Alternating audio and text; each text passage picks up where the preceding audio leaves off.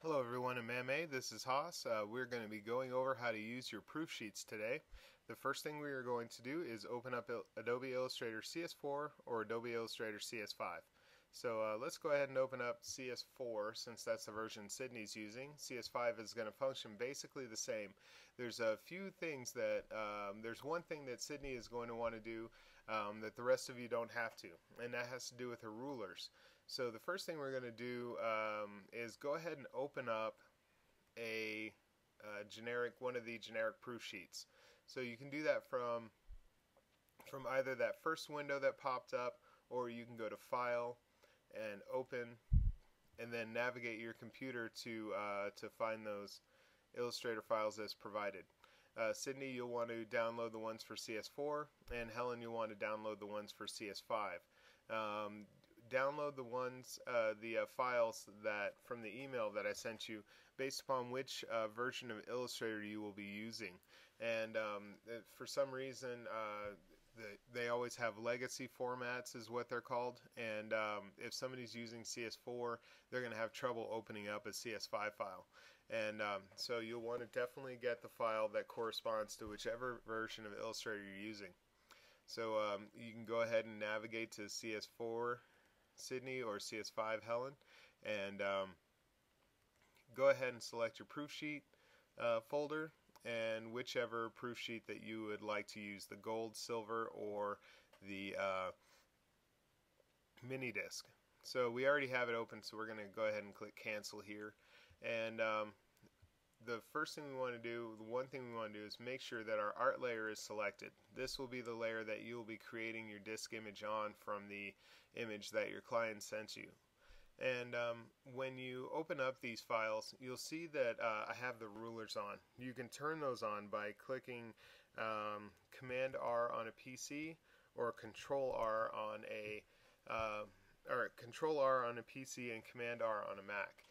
And as you will see, the rulers line up 0 to 0 currently to the top corner.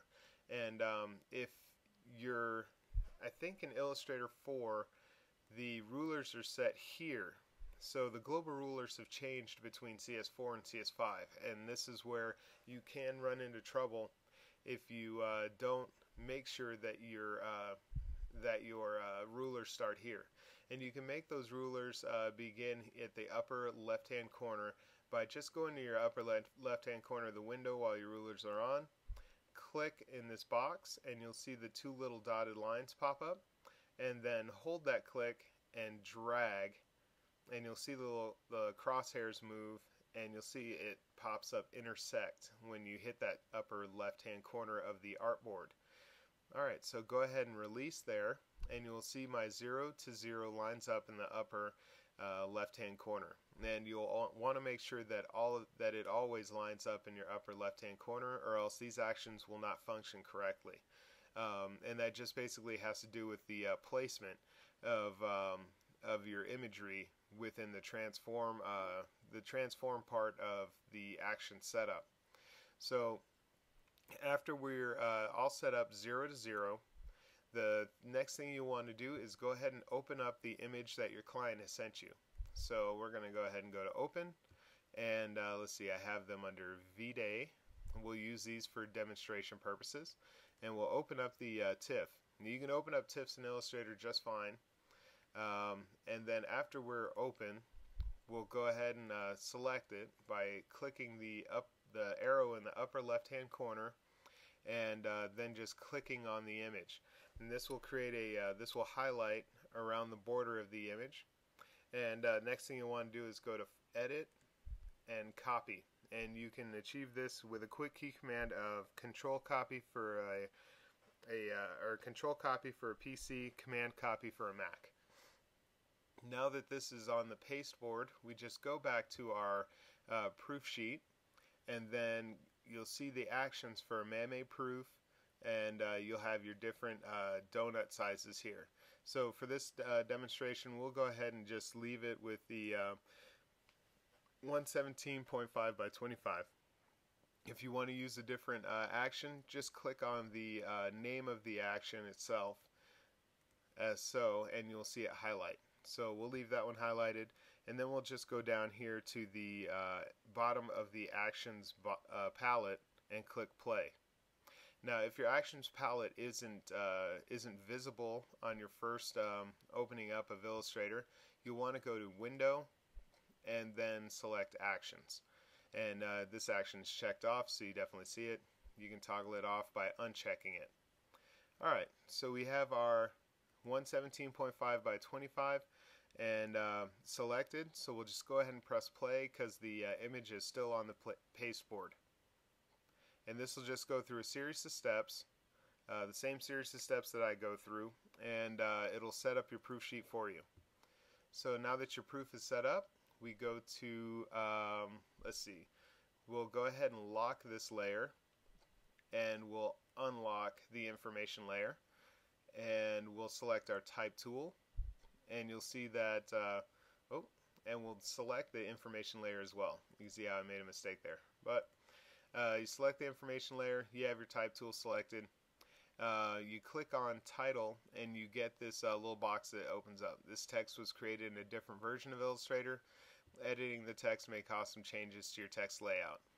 Just go ahead and continue. Just click OK. And you'll see your cursor pop up here. Now go ahead and select the title next to full name and give it a name. So we'll call it V-Day Demo for this purpose.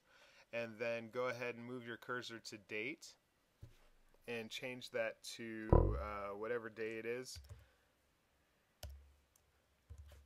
Alright, and then you can change version number depending on what version of proof this is in case they had any changes, and then you can change your art area as necessary. So this one is 117.5 by 25 millimeters. Alright, after you're done with that, let's see, another place that you might want to make a change is down here, and it'll do the same thing and give you that little warning, but just go ahead and click OK. And this says MAM Silver CDR, but you can definitely change that if it's a DVD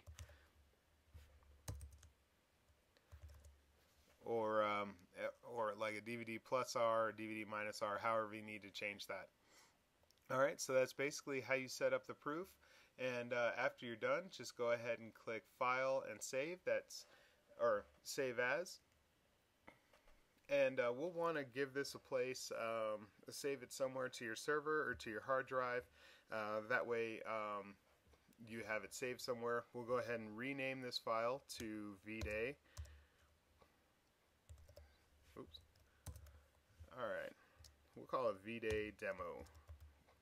So give it a title that's easily remembered, and go ahead and choose a location. I usually just place it on the desktop first or in my MAMA folder here.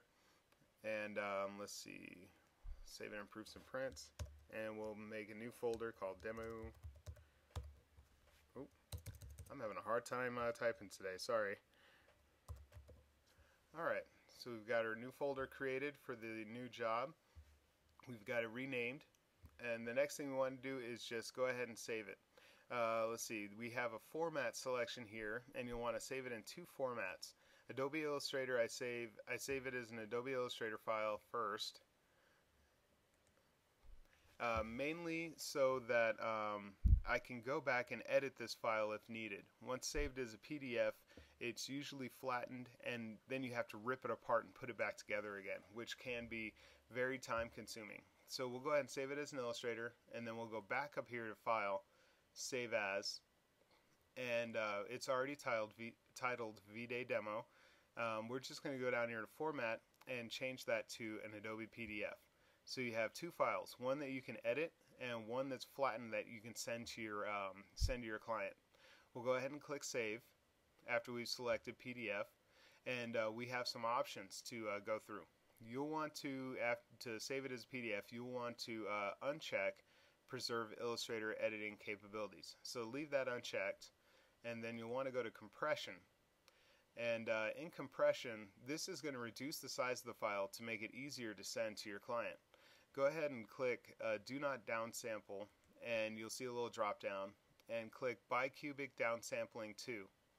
And go ahead and leave this at 150 ppi for images above 225 PPI, and this will reduce the size of the file further during the flattening process.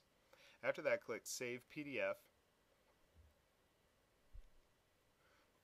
and then we'll go to our file, and I'll show you the size difference. So let's see. We will open up the MAMA folder, go to Proofs and Prints, and here's our demo folder.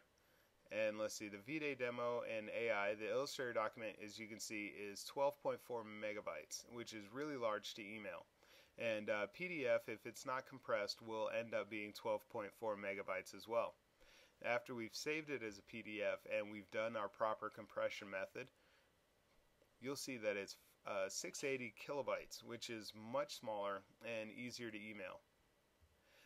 And as you can see, there's a great resolution here for the 150 bicubic downsampling. This just compresses the imagery and flattens everything out, so it's easier to send. But the image that you'll want to print from will be this VDay demo AI. This is the one that you'll want to give to Clay so he can set it up on Acuity, or you'll just want to give him the original image and he can set that up, because the dimensions of the print image will be slightly different from the proof image. So that's basically it for setting up a proof sheet. These actions work the same for just about for every file that you open. So let's say we go to open if we open like the mini disc or the gold sheet, they will all work the same. So let's see, we'll go ahead and open up a mini disc just to demonstrate. And here we are, we have our art layer selected. The other layers are locked, which will keep this from acting wonky. We are at 0 to 0 in the top left hand corner, and you want to make sure that's 0 to 0 on CS5 and for CS4. And we will select, let's see, we'll go back to the VDay image, and we'll go ahead and click on that with our arrow and copy it to the pasteboard. Then we'll go to our mini disc sheet, and we will select these MAMA Proof 78 by 26.5, and then we'll just press play, and the action will do all the heavy lifting for you. After that, we do the same thing and rename the information layer, or rename some information on the information layer, and we're good to go. Save it in your two formats, and all is good. Thank you very much, and if you have any questions, feel free to give me a call or shoot me an email. I'm more than happy to help. Bye-bye.